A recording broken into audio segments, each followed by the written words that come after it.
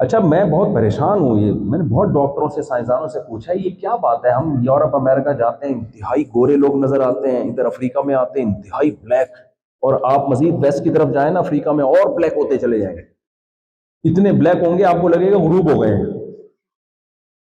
آپ کو کیا لگے گا غروب ہی ہو گئے۔ تو یہ کیوں ہے؟ اب لوگ کہتے ہیں کہ اس کی وجہ یہ سورج کی کرنیں، گرمی جن علاقوں میں ہوتی تو ایسا بھی نہیں ہے بھائی۔ اب جب ہم ملاوی میں جس ایریے میں ہو تو بہت ٹھنڈا ہے، گرمیوں کے موسم میں ٹھنڈا ہوتا ہے وہ، تو وہاں بھی اتنے بلیک، تو کچھ پھر بڑی بات یہ ہے کہ چلو اگر سورج کی کرنوں کو مان لیا جائے کہ کرنوں سے یہ بلیک ہوئے ہیں، صدیوں تک ان کی جینز میں ایک چیز آ گئی، تو پھر بال گھونگریالے کیوں ہو گئے اسپرنگ کی طرح؟ اس کا سورج سے کیا تعلق ہے بھائی؟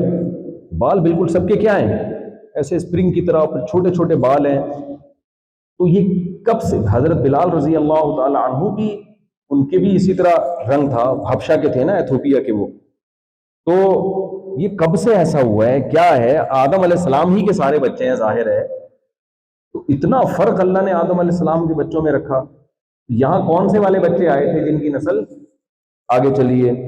یہ بڑے سوالات ہیں جو اب تک مجھے کسی ماہرین کی طرف سے اس کا جواب مل نہیں رہا ہے، اتنا کلروں میں فرق آ کیسے گیا، کیسے آ گیا؟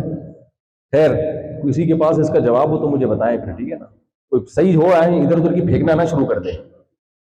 بہت سے لوگ آتے ہیں آتا واتا کچھ ہے نہیں، ایسے افلاطونیاں جھاڑنا شروع کر دیتے ہیں میرے سامنے، کوئی مستند رپورٹ ہو، تحقیق ہو کہ بھئی یہ ایسے ہوا ہے، ہزاروں سال لاکھوں سال میں ان کی جینز میں ایک چیز سورج کی وجہ سے، تو کون سی کرنیں ان پہ الگ سے پڑی ہیں آ کے؟